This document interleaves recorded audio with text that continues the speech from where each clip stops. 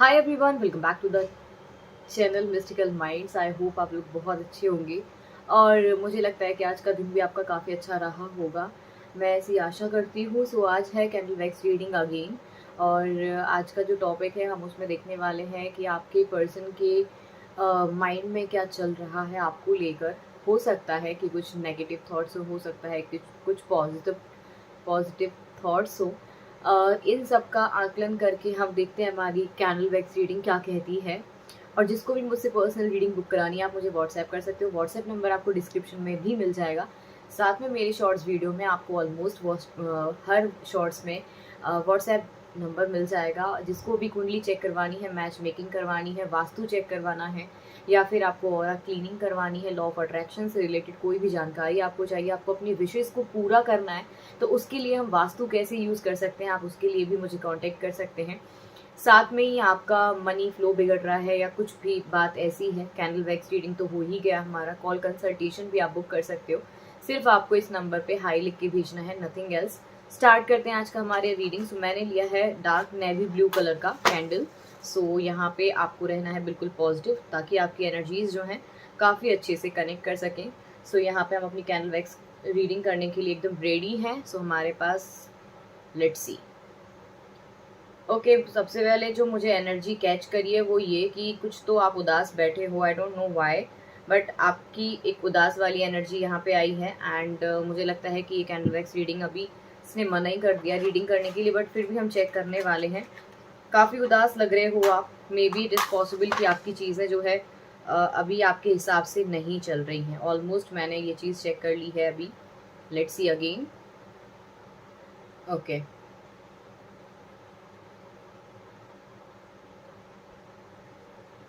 Now we can check. Okay, so आपने ना अपने दिमाग में बहुत सारी मल्टीपल चीज़ें बना के रखी हैं, ठीक है। दूसरी बात, मुझे ऐसा लग रहा है कि यदि आप अपने किसी भी पर्सन को याद कर रहे हो राइट नाउ, उसके बारे में आपके अलग अलग थॉट्स हैं। कभी आप पॉजिटिव होते हो, कभी आप नेगेटिव होते हो, कहीं कभी आप बिल्कुल ही डाउन हो जाते हो एंड आपको ये चीज़ फील होने लगती है कि वो इंसान आपको कितना भी आप उसके लिए कर लेते हैं बट अब वो रेडी नहीं होता है आपको कमिटमेंट देने के लिए।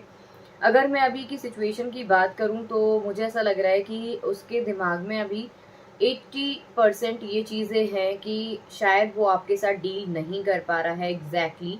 And may be it is possible कि यदि आपका पर्सन किसी और के साथ कांटेक्ट में है तो वो उसके साथ डील नहीं कर पा रहा है, ठीक है। यहाँ पे ना आपको बातों में बहुत ज़्यादा घुमाया जा रहा है और उस पर्सन को ना, जो भी आपके माइंड में वो पर्सन है ना, उसको भी कहीं ना कहीं ये लग रहा है कि शायद शॉर्ट में बात की जाए, एकदम क्लैरिटी के साथ बात की जाए। हो सकता है कि क्लैरिटी से बात करने पे कुछ अच्छी चीज़ें मिल जाए, बट उसको ये भी डर है कि अगर वो डायरेक्ट आपको कुछ चीज़ें बोलेगा तो आप बहुत सॉफ्ट हार्टेड हो, शायद आपको बुरी लग जाएंगी। इसीलिए वो बहुत संभल के वही बात करने वाले हैं जो आपको बुरी भी ना लगे और वो एग्जैक्टली उनका काम भी बन जाए, ठीक है।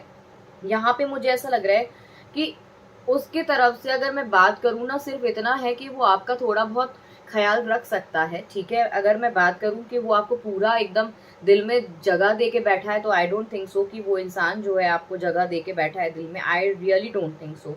टी अल्फाबेट इंपॉर्टेंट है, आई डोंट नो टी आया है यहाँ पे, ठीक है। टी अल्फाबेट इंपॉर्टेंट निकल के आया है गाइज। लेट्स सी नेक्स्ट क्या हो सकता है। कुछ रास्ते जो है ना, मुझे ऐसा लग रहा है कि वो ना शायद आपके केस में आगे बढ़ते बढ़ते ना वो उसने सडन एक डिसीजन लिया है। अभी बहुत सारे लोगों की लाइफ में ऑलरेडी हो गया होगा कि उसने आपसे मूव ऑन किया है, या सडन आपको ये चीज़ बोली है कि हमारा रिश्ता शायद आगे नहीं चल पाएगा, आप मूव ऑन कर जाइए। उसने एक सीधा यू टर्न लिया है, ऐसा मुझे एनर्जी यहाँ पे आ रहा है। बहुत सारे लोगों की एनर्जीज है, जितनी आपसे रेजनेट करे उतनी आप देखिएगा, नहीं करे तो बिल्कुल आप छोड़ दीजिएगा। अभी आपका सिर्फ और सिर्फ मूड ऑफ दिख रहा है मुझे, सिर्फ और सिर्फ आपकी आंखों में मुझे रोना दिखाई दे रहा है। सिर्फ और सिर्फ आप ये बात सोच रहे हैं कि आपने ऐसी क्या गलतियां की थी जिसकी वजह से वो काफी ज्यादा परेशान यहाँ पे दिखाई दे रहे हैं। बट यहाँ पे अगर मैं और ज्यादा बात करूं तो उनको ना, मुझे ऐसा लगता है कि आपका मैटर उनको अपनी लाइफ में कुछ ज्यादा ही बड़ा समझ में आने लगा है, जिसकी वजह से वो काफी ज्यादा परेशान रहने लगे हैं। और वो कुछ काम करना चाहते थे, छोटा बहुत काम करना चाहते थे, बट उनको ऐसा लगा कि आपके इस मैटर से, ठीक है, उसके काम में भी बहुत ज्यादा गिरावट आ रही है या फिर वो काम में आगे नहीं बढ़ पा रहा है, ठीक है। तो ऐसा हो सकता है कि उसने थर्ड पार्टी सिचुएशन ज्वाइन करी है, ठीक है। उसमें क्या होता है ना कि उसके साथ उसको तसल्ली इसलिए है क्योंकि उस पे वो इंसान जो है इतने सवाल नहीं उठाता है, और आपके साथ सिर्फ इतनी सी समस्या थी कि आप नहीं भी क्वेश्चन करते थे तब भी आपने ये चीज फील करा दी, या उसने कुछ ज्यादा ही आपके बारे में सोच लिया कि हर बात में क्वेश्चन करता है, हर बात में क्वेश्चन करती है, हर बात में उसको बताओ कि कहाँ जा रहे हैं, कहाँ नहीं जा रहे हैं, किस लिए गए थे, किस लिए नहीं गए थे। सामने वाला पर्सन क्या है ना कि अभी उसके साथ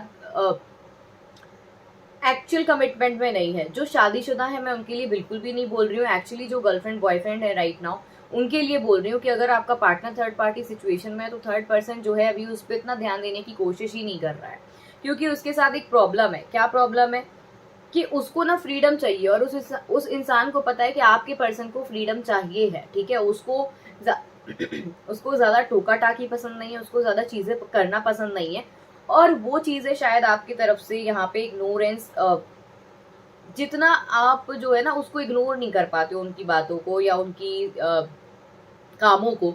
और जो थर्ड पर्सन है वो क्या करता है, वो उसको इग्नोर कर देता है, उनकी बातों को उसको फर्क नहीं पड़ता, क्योंकि वो उसके साथ एक्चुअल में ना वो उसके साथ डील ही नहीं कर रहा है, उसका खुद ही दिमाग कहीं ना कहीं चल रहा है। ऑलमोस्ट वो 4 लोगों से बात करता है, ठीक है, बहुत चालाक है, 4 लोगों से बात करता है थर्ड पर्सन जो है, ठीक है। थर्ड पर्सन 4 लोगों में उसकी बातें भी शेयर करता है, ठीक है। वो बोलेगा कि मैं गंगा की तरह पवित्र हूँ, थर्ड पर्सन आपके पर्सन से बोलेगा कि मैं गंगा की तरह पवित्र हूँ, बट फिर भी वो पवित्र मुझे नहीं देता है, ठीक है। आपकी एनर्जी ऐसी है कि आप सदाबहार इंसान हो, ठीक है, और सदाबहार रहने के बावजूद ना आप उसकी हर बात में हार मिलाने के लिए रेडी हो जाते हो। ये शायद आपकी कमी भी है और ये शायद आपका प्यार भी है।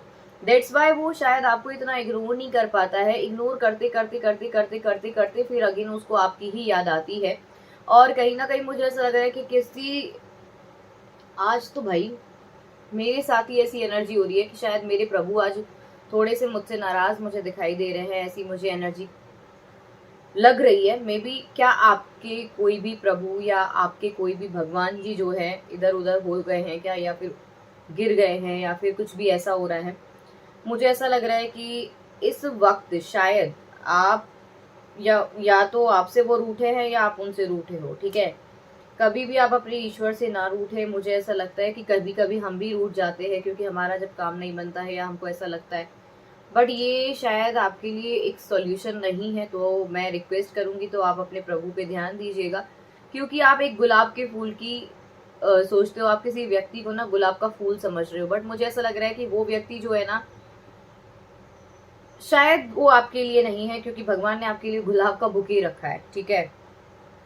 अब कुछ लोग बोलेंगे मैम आप तो सीधा सीधा कैमरा में देख के सीधा सीधा बोले जा रहे हो, और आपने कैंडल की तरफ तो इतना देखा नहीं। कि भाई मुझे इतना इतना हो गया है ये रीडिंग करते करते, ऑलमोस्ट मुझे बहुत सारे साल हो चुके हैं। तो मुझे ऐसा लगता है कि चाहे वो कैंडल वैक्स रीडिंग हो मेरी, चाहे वो मेरी टैरो रीडिंग हो, कुछ भी हो, मुझे इतना फील हो जाता है कि मुझे अभी एनर्जी क्या आ रही है। अभी देखना, मुझे ऐसा लग रहा है कि आपके कहीं ना कहीं ईष्ट देव नाराज हैं, ठीक है। अब आपको यकीन हो या ना हो, मुझे आज भी फील हो रहा था, मुझे सुबह से ही फील हो रहा था ये चीज।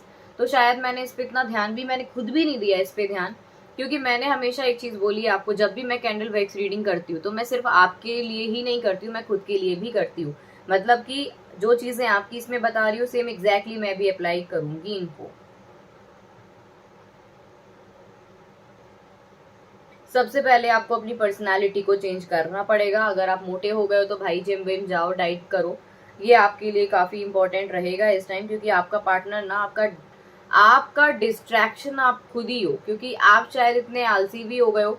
शायद आपने अपनी पर्सनालिटी को चेंज करने का नहीं सोचा है, शायद आपने अपने आप को यही सोचा है कि जो होगा देखा जाएगा, मैं तो उसके साथ हूँ, मैं तो उसको इतना प्यार करता हूँ, प्यार करती हूँ, वो तो मेरे साथ ही रहेगा। भाई तुम देखो, सामने वाले व्यक्ति को ना आजकल फिट एंड फाइन लोग चाहिए, तो भाई अगर आप फिट एंड फाइन है तो कोई बात नहीं है। नहीं है वैसे तो मुझे थोड़ा सा दिख रहा है कि आपके अंदर बहुत ज्यादा मोटापा आ गया है।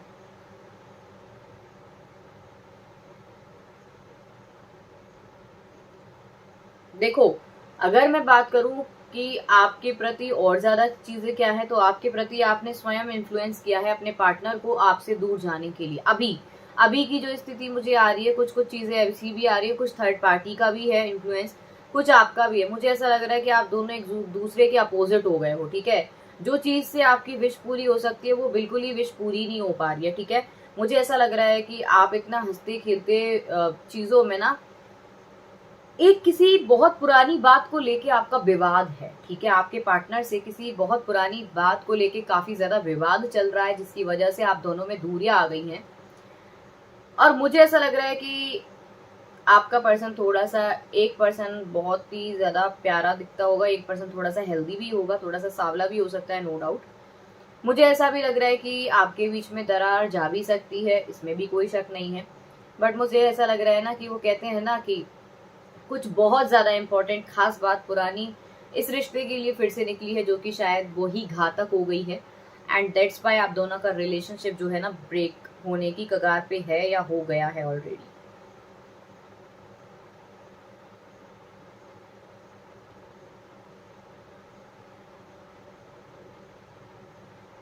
ताश वाश तो नहीं खेलते हो भाई? बंद कर देना खेलते हो तो।